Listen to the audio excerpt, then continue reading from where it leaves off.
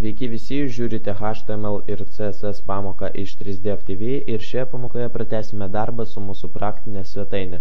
Tai yra šeštoji šios dalies pamoka ir šioje pamokoje pratęsime kurtis tą dešinę pusę. Tai tikriausiai susikursime dar šios select laukelius, mygtuką, tai yra nuoroda, tekstą su nuorodom ir tą galėsim liniją dar vieną pridėti ir pasirašysime šį tekstą. O patį mygtuką kursime dar kitoje pamokoje, nes, sakykime, per ilgai užtruks, jeigu kursime šioje, tai atsidėsime tai kitai pamokai, o šioje pamokoje dar pataisysime mūsų štai šį mygtuką, kadangi ant jo paspaudus ir laikant pelę niekas neįvyksta, o turėtų, nes Facebook'e paspaudus šiek tiek jis pasikeičia, sakykime. Na tai nuo to ir pradėkime. Tai iš esmės, kai paspaudžiame, ant jo pasišalina ta balta linija, taip pat pasišalina šešėlis esantis apačioje ir pasikeičia šiek tiek fono spalva.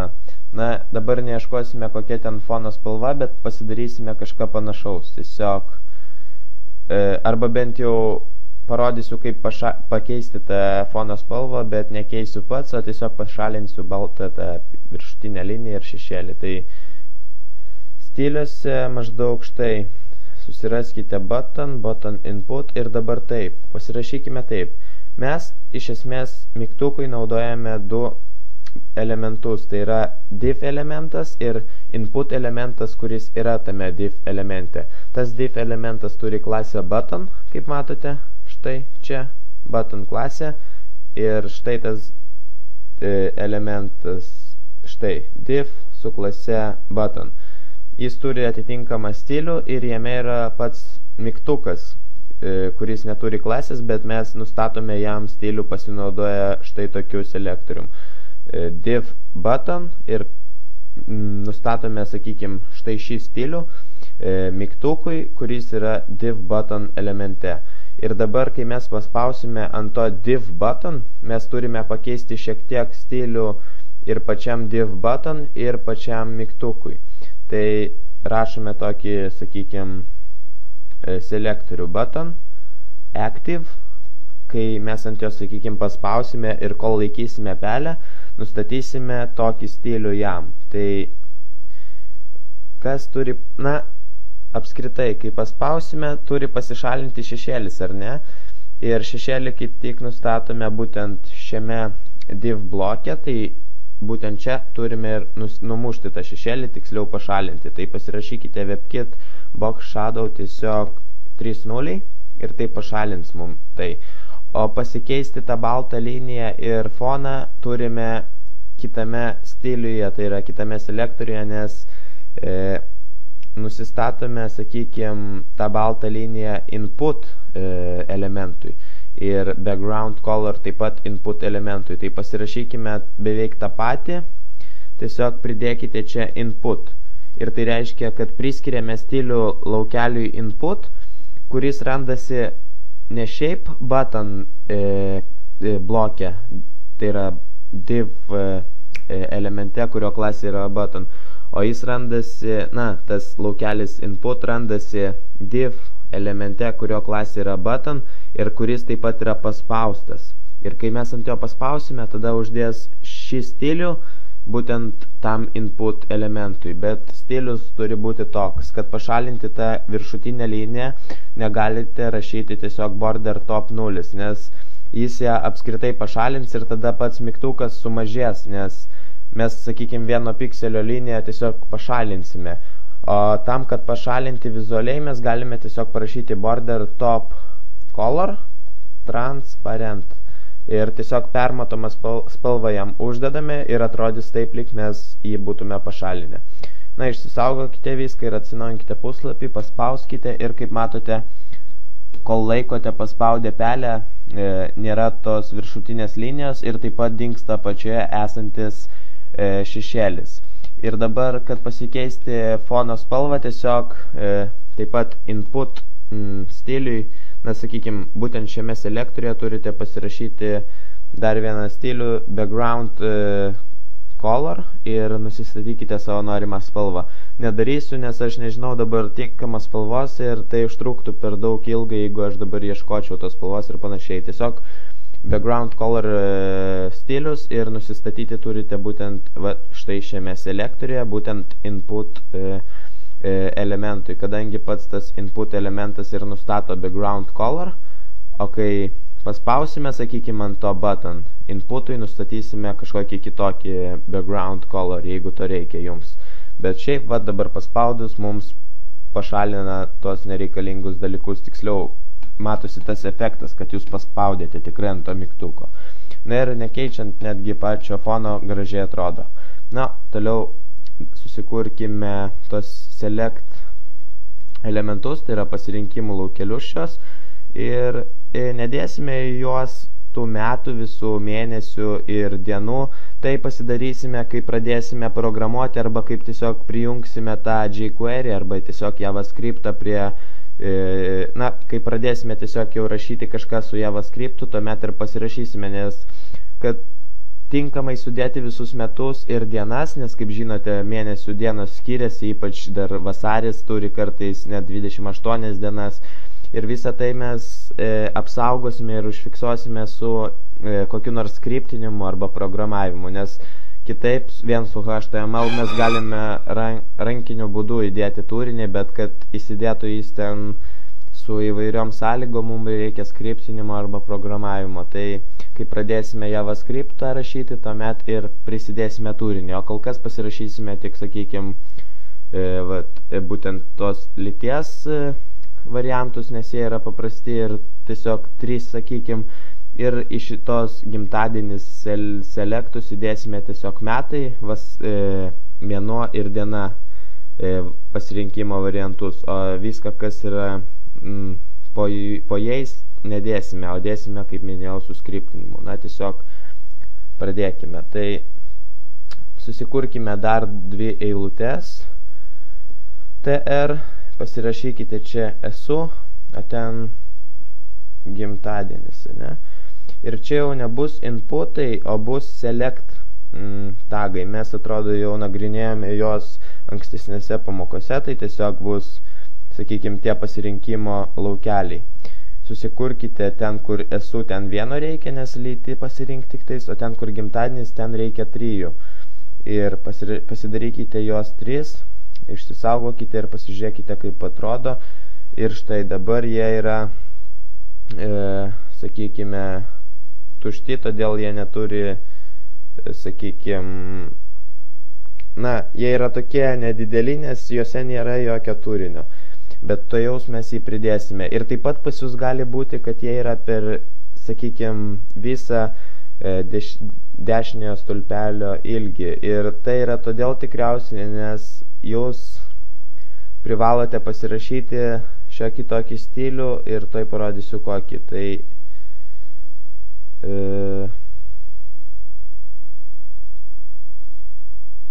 taip, tada right input.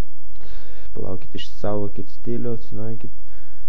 Na, realiai pas jūs turėtų jie būti ir pas mane netgi jie turėtų būti per visą ilgį.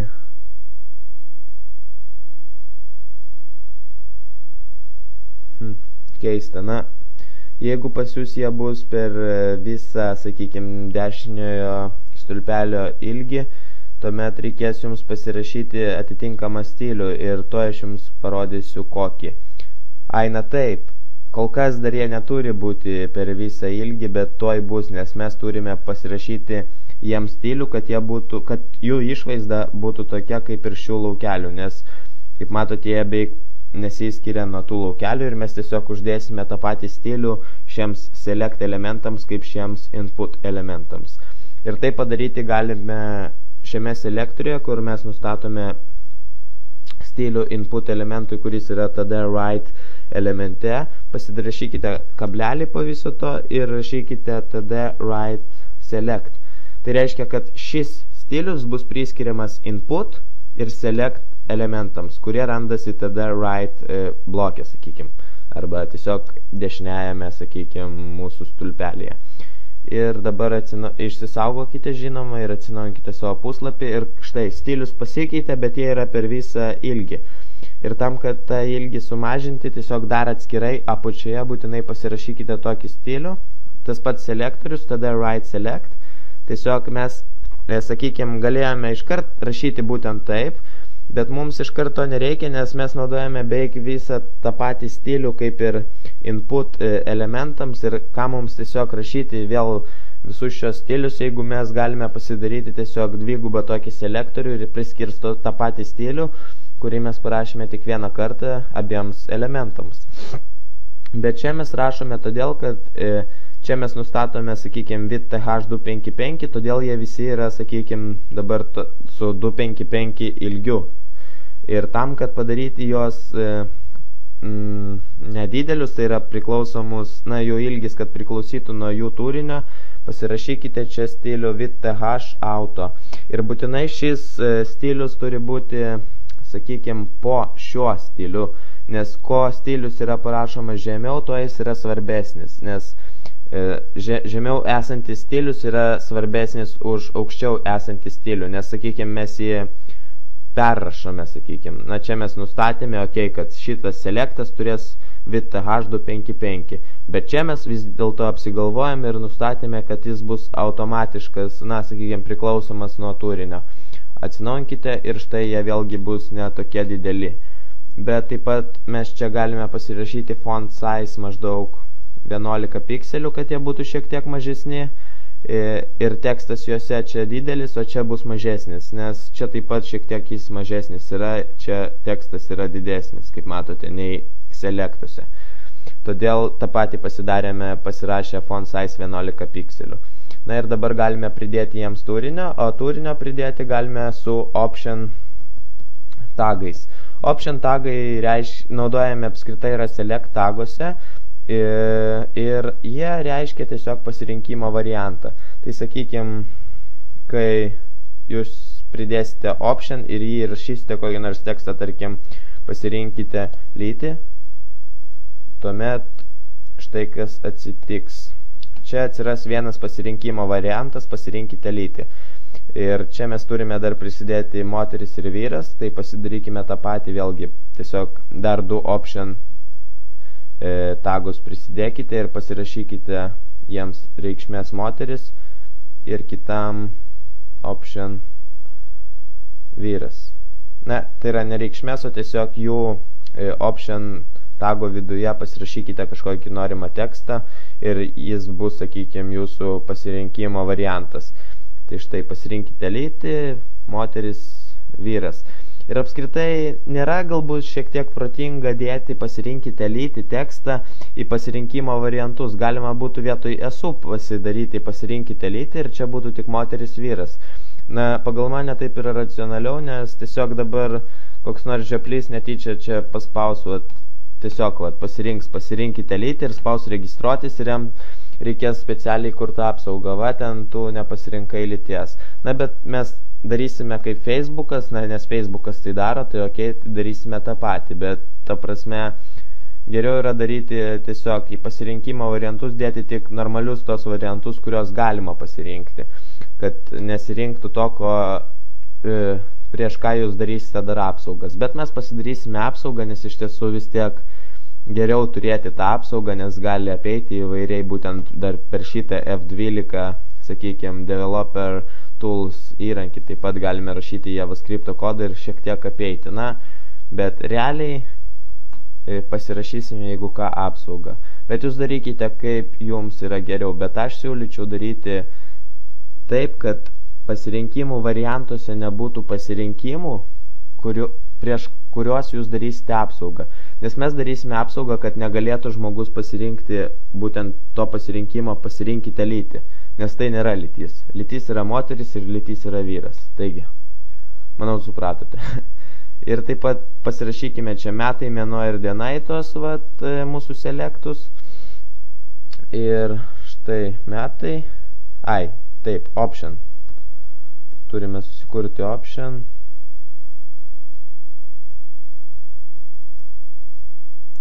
Ir, tarkim, metai. Tai ir nusikopijuokite tos option dabar ne į vieną selektą rašykite, nes čia yra 3 skirtingi selektai ir mums reikia į 3 skirtingus įdėti, į šitą metai, į šitą mėnuo ir į šitą dieną. Tai į kitą selektą rašome mėnuo ir dar į kitą selektą rašome optioną su reikšme diena.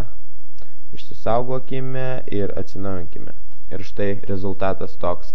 Ir kaip minėjau, dabar turinio jos daugiau nedėsime, tai yra pasirinkimo variantų, nes mes tai padarysime su JavaScript arba, na taip, JavaScript plus jQuery. Ir vėliau. Arba galima tai pasidaryti su PHP kalba, na tiesiog programavimu kažkokiu, kur galima atlikti skaičiavimus, nes minėjau, kad dienos gali skirtis ir panašiai. Na ir galiausiai dabar susikursime, manau, šią nuorodą, sakykim, ir tiek kitoje pamokoje pratęsime darbą. Tai galime ir pradėti. Na, ok, tai iš pradžių susikurkite naują eilutę, tr, ir pasirašykite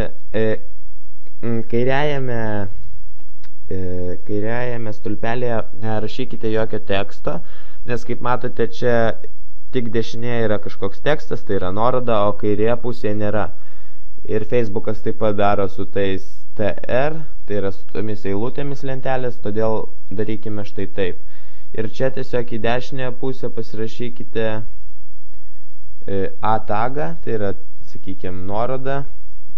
Dabar nenurodysime atributo href, nes mums dabar kol kas nereikia, kad šį nuorodą kažkur nuvestų, tiesiog, kad būtų tas vizualus, na, vizualiai, kad būtų ta nuoroda, tiesiog ji nebus veiksminga. Ir jei įsirašykite kokį nors tekstą, aš pasirašysiu štai šį tekstą, kad būtų panašiau, jūs rašykite, ką norite, arba tą patį. Ir štai. Toliau dabar, kaip matote, tas, sakykime, ta nuoroda neturi netgi to, sakykime, viso stiliaus, kad kai užvedate pelę, kad ten pasikeistų jūsų kursorius tas visas ir panašiai. Ir tai yra todėl, kad mes nenurodėme href, bet mes vis tiek turime pasirašyti stilių, kad net nenurodžius href vis tiek būtų viskas taip, kaip ir su href. Na ir apskritai, pasirašykite kur nors viršuje būtinai stilių A elementams, nes mes kažkur nurodome dar vieną stilių, štai kaip matote, vėl nustatome A elementams stilių, bet tik tiems, kurie ten randasi viršuje ir dešinėje. Bet čia mes nusistatysime numatytą į stilių, kuris bus pačiame viršuje, kad apačioje, jeigu ką, galima būtų perrašyti tą A stilių, nes viršuje vis tiek naudosime šiek tiek kitokius ir naudojame jau. Ir dabar pasirašykite tiesiog color, na pasižiūrėkim, koks ant Facebooko color. Štai tas spalva, aš jums padiktuosiu. Na, rašykite color 3B 5998. Tada rašykite font size maždaug 12 pikselių. Text decoration none.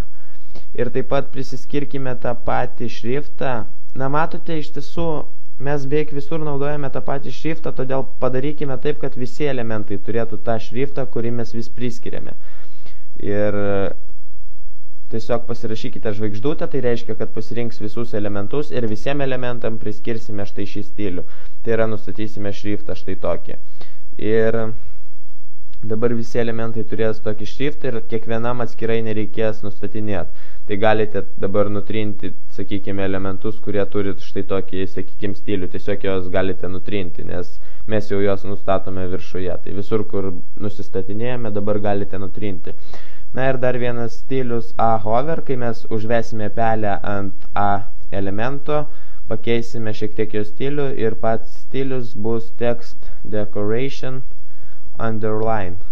Sakykime, kad atsirastų ta linija po pačią nuorodą, kai jūs ant jos užvesite pelę. Ir taip pat nusistatykite kursor pointer, tam, kad kai užvesite pelę, pasikeistų jūsų kursorius į tą pirštą, sakykime.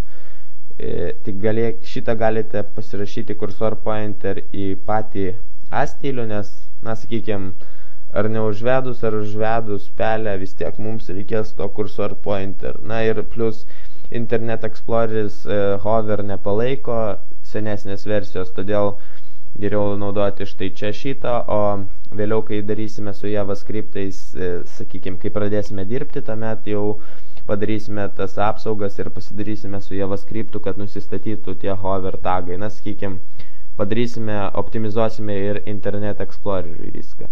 Bet cursor pointer geriau rašykite ne hover viduje, o normaliame, sakykime, stiliuje, tai yra numatytame. Na ir atsinaujinkite štai jūsų nuorodą, bet ji yra šiek tiek atstumta nuo tų, sakykime, pasirinkimo laukelių. Ir taip pasidaryti galite tiesiog numušę, sakykime, paddingą. Na, čia iš pradžių, kaip matote, šį lentelę aš pamiršau padaryti, turi 1 ar tai 2 pikselių border spacingą. Ir border spacingas yra toks dalykas, kuris, sakykime, na, jei border spacing nustatytas pagal nutylėjimą, tarkim, na, šiuo atveju pagal nutylėjimą, ir jeigu border spacing nustatytas, tarkim, 1 pikselį, tai reiškia, kad visi lentelėje esantis elementai, tai yra eilutės, TR arba stulpeliai TD, bus viens nuo kito atstumti per 1 pikselį. Ir tam, kad pasidaryti, kad nebūtų to atstumo, mes tiesiog nusistatyti kažkur, taipogi galime viršuje stilių elementams table, ir stilius pats būtų border spacing 0. Ir dabar nebus jokio atstumo tarp visų tų elementų esančių, sakykime, lentelėje. Tai yra ne elementų, o TR ir TD elementų. Ir štai, kaip matote, atstumai sumažėjo, na, net matosi, kad tikrai sumažėjo, ir vis tiek nuoroda yra šiek tiek per didelis atstumas nuorodos yra nuo pasirinkimo laukelių, ir pamažinti atstumą galime tiesiog pačiam HTML faile sukurti taip. Ten, kur yra gimtadienis eilutė ir ten, kur yra, sakykime, ta nuorodos eilutė, tiems TD, visiems būtent TD elementams, kurie yra tose eilutėse, priskirti tokį stilių. Tai style, vienkartinį naudojame, nes čia tik toks, sakykime, vienkartinis atvejais, ir padding čia bottom 0, kad, sakykime, neturėtų, na, aš tai paaiškinsiu. Ir čia tą patį pasirašykite dešiniajam stulpeliui ir kairiajam. Padding bottom 0 turi būti, ne? Ir tai reiškia, kad tiesiog būtent gimtadienis, na, sakykime, šis kairysis stulpelis ir šis dešinysis stulpelis, kuriame yra šie 3 pasirinkimo laukeliai, neturės atstumo, sakykime, žemyn. Tai yra neatstums visko žemyn šiek tiek. Na, paddingas aš jau aiškinau, kas yra, ir mes tiesiog numušame paddingą kairiam ir dešiniam stulpeliams. Nes vienam nustačius padding bottom 0, vis tiek tas paddingas išliks, jeigu jis buvo nustatytas, nes lentelė, logiškai mąstant, lentelė visuomet yra, sakykime, tiesi, negali būti kažkiek kreiva, ir jeigu stulpeliai, na, sakykime, eilutės lentelė tikrai yra visuomet lygios, ta prasme. Negali būti taip, kad, sakykime, vienas stulpelis bus didesnis už kitą stulpelį toje pačioje eilutėje. Na, aišku, pasidaryti taip galima, bet šiuo atveju mums tikrai to nereikia, ir tiesiog nusistatykite padding bottom, kad tas atstumas žemyn išnyktų. Ir taip pat stylą tą nusikopijuokite ir būtent šiai eilutei, kurioje yra šį nuorodą, tiesiog padding ne bottom, o top, kad atstumas nuo viršaus išnyktų, nes mes mažiname visą tą atstumą nuo pačios nuorodos iki kitos eilutės. Sakykime, nuo eilutės, kurioje yra nuoroda, ir nuo eilutės, kurioje yra tas gimtadienis, sakykime, jūsų nustatomas. Tai padding top šiuo atveju turime nusistatyti, nes mažiname šiai eilutei atstumą nuo viršaus ir šiai eilutei atstumą nuo apačios. Na, išsisaugokite ir atsinaujinkite. Ir štai šiek tiek, kaip matote, sumažėjo atstumas. Na, nelabai daug, bet pakankamai, sakykime. Nes dar nepamirškite, kad patys selektai turi atstumą, bet, na, dabar jau kažkas panašaus gavosi tikrai. Tik ta nuoroda yra mažesnė, ir čia galime tiesiog į tą visą A tagą įdėti į small tagą. Ir užsidarykite taip pat small tagą. Atsinaujinkite. Ai, na taip, mes dar nenusistatėme small tago į stiliaus.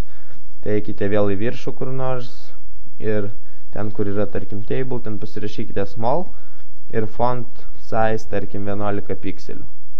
Tai kai visas tekst, nors net ne 11, o gal 10 pikselių. Taip, small ir small žvaigždutė. Tai reiškia, kad visas tekstas, kuris bus small tagė, turės 11 pikselių dydį šrifto ir viskas, sakykime, šitas selektorius, sakykime, pasirenka patį small tagą, kad tekstas jame bus, sakykime, 11 pikselių dydžio, o žvaigždutė po small reiškia, kad visi elementai esantys small tagė turės 11 pikselių dydį, nes jeigu mes iš pradžių nusistatėme, kad A turi 12 pikselių, tai jis ir turės 12 pikselių, nes, žiūrėkit, čia yra small ir jis nustato, kad jame tekstas bus 11 pikselių. Ok, tai jeigu šis tekstas bus 11 pikselių, o čia jau prasideda A ir štai A naudoja font size 12 pikselių. Tai reiškia, kad šis tekstas jau nebus 11, o bus 12 pikselių dydžio. Todėl mes dar turime vėlgi permušti, kadangi apačioje, ir nustatyti, kad galime rašyti tiesiog small A, taip gal aiškiau bus suprasti. Ir reiškia, kad visiems A tagams, kurie yra small tagė, nustatyti font size 11 pikselių. Ir pačiam small tagui, žinoma, tiesiog jeigu tekstas jame. Bet vietoj A galbūt mes ten dar kažką rašysime, nusistatykite visiems, sakykime, elementams, ne tik A. Galbūt ateityje mums tai pravers ir tai yra racionaliau, sakykime. Ir, manau, supratote. Ir dabar išsisaugojus, štai jūsų tekstas yra, pati nuoroda yra mažesnė. Tai tiek šioje pamokoje, ačiū, kad žiūrėjote. Kitoje pamokoje, kaip minėjau, susikursime štai šį dar tekstą ir patį mygtuką. Ir žinoma, galim susikurti tą liniją ir tą, nors pratęsime kitoje pamokoje, kad viskas eitų iš eilės, sakykime. Šis tekstas, vėliau mygtukas, po to ta linija ir ta dar viena nuoroda su tuo tekstu. Tai tiek. Tai ačiū, kad žiūrėjote, laukite kitos pamokos, nepamirškite prenumeruoti. Iki.